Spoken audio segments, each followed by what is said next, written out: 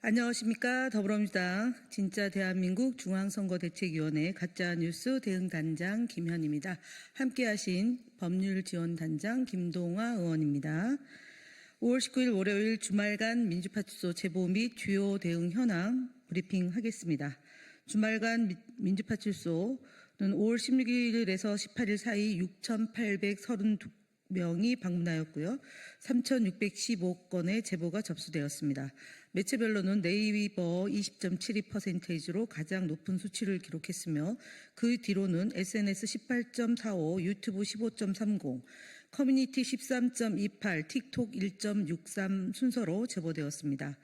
주말간 있었던 주요 제보 내용을 말씀드리겠습니다. 이재명 후보에 대한 신변 위협글이 끊임없이 유포되고 있습니다. 페이스북에서 한 이용자가 이재명 후보 암살을 주제로 드론 암살 고민하라, 사제폭탄 투척 고민하라 등 살해 조장을 하는 내용이 연속적으로 게시한 사실이 확인되었습니다. 또한 특정 유튜브 영상의 댓글에 이재명 처리해주세요. 솔직히 벤츠 시클 뽑을 돈까진 드립니다. 라는 살인청부성 위협 발언이 게시되었으며 다른 이용자는 실시간 채팅에서 이재명이 죽으면 다 끝남 등 유사한 위협성 발언이 10회 이상 반복적으로 게시한 사례도 확인되었습니다. 아울러 네이버 뉴스 기사 댓글에는 대한민국을 걱정한다면 이재명 씨 제발 죽어주세요. 암살 당해서 죽었으면 좋겠어요 등 이재명 후보에 대한 신변 위협성 발언이 지속적으로 나타나고 있습니다. 현재까지 확인된 해당 신변 위협 게시물에 대해서는 모두 체증을 완료하였음을 알려드립니다. 가짜뉴스 대응단 주요 대응입니다. 내란 선동 극우 세력의 허위 조작 정보를 동원한 김문수 후보 슬쩍 숨긴다고 책임이 없어지는 게 아닙니다. 진짜 대한민국 선대위 가짜뉴스 대응단은 김문수 후보가 게시했던 내란 선동 극우 세력의 허위 조작 정보 게시자를 고발합니다. 18일 김문수 후보가 이재명 후보의 커피 원가 120원 발언을 비판하기 위해 첨부한 SNS 글이 내란 선동 부정선거론 집회에 지속적으로 참여해온 윤 어게인 구성원의 조작된 자작 그림을 밝혀졌습니다. 김 후보가 공유한 SNS의 글의 계정을 살펴보면 윤 어게인 집회 참석 영상과 극우 성향 게시물이 다수 포함되어 있으며 내란 속의 윤석열의 불법 계엄의 명분인 부정선거와 관련된 게시글이 상당수 확인됩니다. 더 큰 문제는 김 후보가 공유한 SNS 글이 조작되었다는 점입니다. 해당 계정은 15일엔 동탄 거주, 16일에는 파주 산업단지 근무, 김 후보가 게시한 글에는 평택 카페 운영자로 각각 소개되어 있습니다. 글마다 자녀 이름, 직업, 지역이 모두 달라 1인 다역 활동, 즉 조작 계정이 명백합니다. 조작 의혹 비판이 쏟아지자 계정을 비공개로 전환했습니다. SNS 글 내용 자체도 문제입니다. 이재명 후보는 지난 16일 군산 유세에서 경기도지사 시절 계곡 불법 영업 상인들을 설득해 합법적인 상권으로 전환시킨 정책 성과를 설명하던 중 커피 한 잔 팔면 8,000원에서 10,000원 받을 수 있는데 원가가 내가 알아보니까 120원이더라고 한 발언을 두고 SNS 글에는 커피 원가 120원이요. 8,000원이 남는다고요? 라고 했습니다. 계곡의 특수한 영업 상황에서 8,000원을 받을 수 있다는 것을 두고 8,000원 남는다는 해석한 것은 명백히 허위 사실을 공표한 것입니다. 허위 조작 정보를 게시한 자에 대해 공직선거법상 허위 사실 공표죄와 정보통신망법상 명예훼손죄를 엄히 묻겠습니다. 허위 조작 정보가 명백한 게시글을 공유했던 김문수 후보도 책임에서 결코 자유스러울 수 없습니다. 윤 어게인 내란 선동 부정선거론 주장 극우 세력 게시자와 공모했다고 의심하기에 충분한 만큼 입장을 밝히고 국민 앞에 사과할 것을 촉구합니다. 대통령 선거 TV 토론에서 김문수, 이준석 후보가 주장한 허위사실을 진실로 포장하고 유포하는 행위에 대해서 강력 대응하겠습니다. 어제 21일 대통령 선거 후보자 첫 TV 토론회 경제 분야에서는 예상대로 이재명 후보에 대한 김문수, 이준석 후보의 거짓 주장이 내내 지속되었습니다. 김문수 후보가 이재명 후보가 반도체법을 반대했다. 이준석 후보가 풍력이 데이터 센터의 안정적 발전원이 아니다라는 주장이 대표적입니다. 이미 해당 거짓 주장에 대해서는 더불어민주당이 팩트체크 내용을 언론에 공지하였습니다. 하지만 벌써부터 언론, 방송, 유튜브 채널에서는 김문수, 이준석 이준석 후보의 허위 주장을 악의적으로 진실인 양 유포하는 보도와 영상이 이어지고 있습니다. 가짜뉴스 대응단은 해당 허위사실 유포 보도에 대해 법적 조치를 포함하여 강력하게 대응할 것을 밝힙니다. 뉴데일리, 더 퍼블릭, 불균형 왜곡 보도 등에 대한 언론 대응 보고입니다. 인터넷 선거 보도 심의 규정에 따르면 선거에 관한 대담 토론을 중계 또는 보도함에 있어 각 참여자 간 논의가 균형을 이루지 못한 보도는 명백한 규정 위반입니다.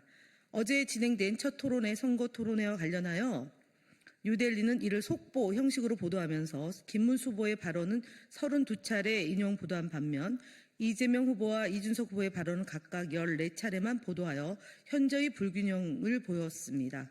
더 퍼블릭 역시 김문수, 이준석 후보의 발언만을 속보로 전하고 이재명,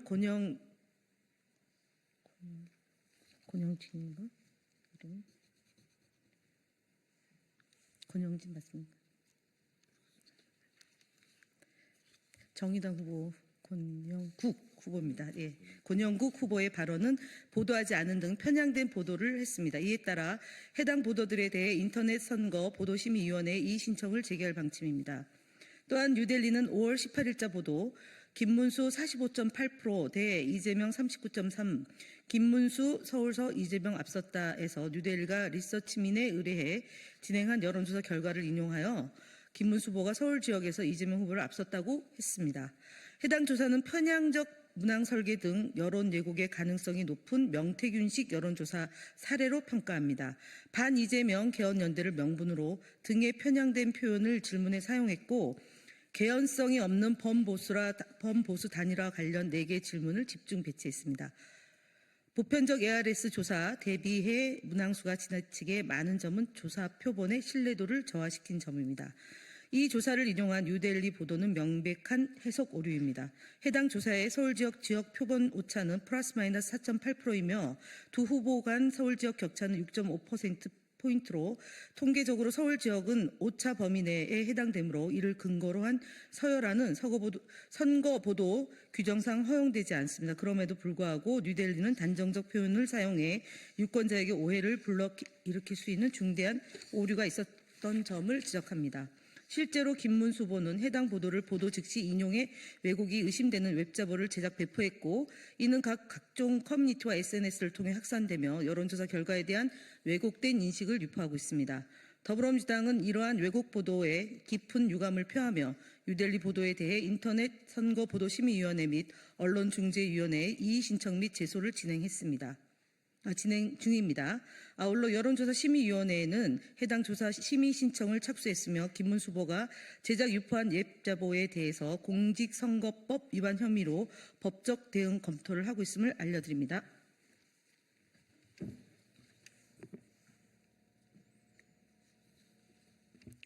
네, 이어서 주말간 언론 대응 현황 보고드리겠습니다.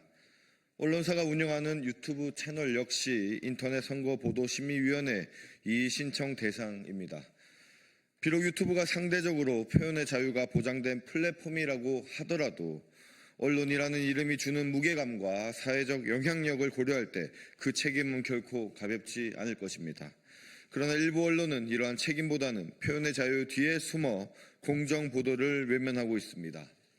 특히 이재명 후보에 대해 정제되지 않은 표현과 막말성 발언으로 이재명 후보를 노골적으로 폄훼하는 영상들이 확인되었습니다. 이에 따라 뉴데일리 유튜브 채널 영상 2건, 펜앤마이크 유튜브 채널의 영상 2건, 매일신문 유튜브 채널의 영상 1건에 대해 인터넷 선거보도심의위원회에 이의 신청했음을 밝힙니다. 다음 허위사실 유포 및 비방 네이버 댓글에 대한 적극적인 신고 및 처리를 요청드립니다. 가짜뉴스 대응단은 현재 포털 사이트 네이버가 제공하는 뉴스 페이지 기사의 댓글을 지속해서 모니터링하고 있습니다. 모니터링 결과 300여 건의 허위사실 유포 및 욕설 등 비방 댓글을 공직선거법 위반으로 신고하였으며 그중 선관위에서 답변 처리된 건은 50여 건입니다. 하지만 이 중 6건만 삭제 조치되었고 선관위는 미삭제 사유로 게시자의 의견 표현임을 강조하였습니다. 또한 댓글 내용이 유사함에도 지역별 선관위에 따라 처리 결과가 달랐습니다. 선관위의 소극적 및 비일관성에 유감을 표합니다. 이에 가짜뉴스 대응단은 공직선거법 위반 댓글에 대한 중앙선관위의 방침을 확인하는 한편 적극적인 조치를 요청할 예정입니다. 선관위의 판단에 따라 삭제된 댓글은 고발 조치할 계획이며 이미 주요한 헤비 댓글러들의 경우 법적 대응 준비를 마쳤습니다. 가짜뉴스 대응단 뉴스 댓글을 통한 허위사실 유포 및 비방으로 대통령 선거에 영향을 미치려 하는 행위에 대해 강력히 조치할 예정입니다. 다음 정관용 TV, 성창경 TV 등 유튜브 대응 현황 보고드리겠습니다. 정관용 TV, 성창경 TV, 펜앤마이크 TV 채널은 현재 판결이 확정되지 않은 상황에서 이재명 후보의 혐의 결과를 단정하는 프레임을 지속적으로 사용하며 방송하고 있습니다. 또한 검찰의 강압 수사로 사망한 피해자 등의 사건에 대해 근거 없는 의혹 제기를 반복하며 허위 사실을 유포하고 있습니다. 이는 공직선거법 및 정보통신망법의 위반에 해당합니다. 이에 해당 언론사들에 대해 중앙선거관리위원회에 신고하고 구글 측에도 정식으로 신고 조치를 완료했음을 밝힙니다. 다음 국민의힘 거짓말 시리즈입니다. 국민의힘 대선 후보 김문수 거짓말 시리즈 9번째입니다.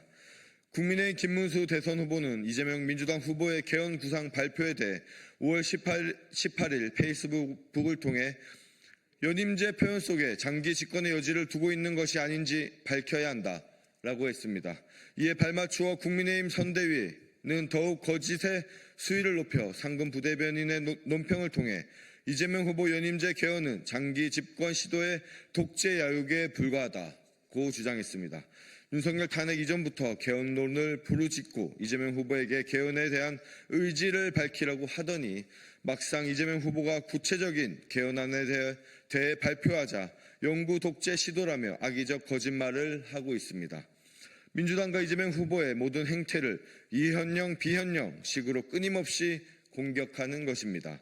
이재명 후보는 5월 18일 기자 간담회에서 우리 헌법상 개헌은 재임 당시 대통령에게는 적용되지 않는다는 게 현 헌법 부칙에 명시되어 있다고 밝혔습니다.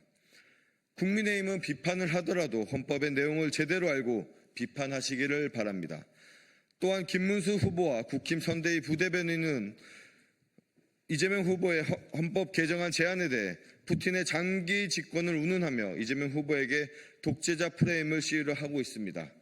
황당한 것은 선대위 대변인의 논평이 소련의 독재자 러시아 푸틴이라는 표현입니다.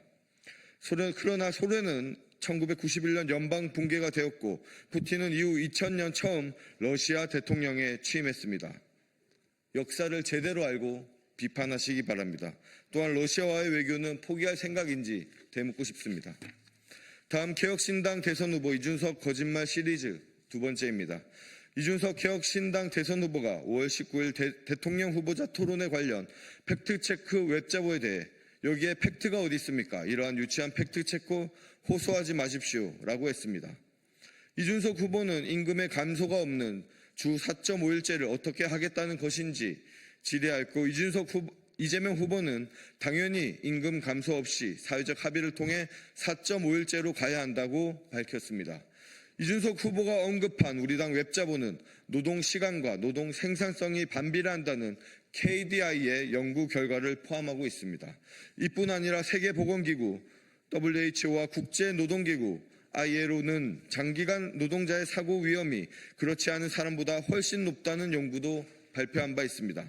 해당 연구 자료 등은 임금 감소 없는 주 4.5일제 필요성을 증명하고 주 4.5일제가 기업 부담으로 작용하지 않는 것이라는 충분한 근거가 될 수 있음에도 이준석 후보는 팩트가 없다는 식으로 거짓말을 하고 있습니다. 이준석 후보는 양두구육식 거짓말을 멈추시기 바랍니다. 이상입니다.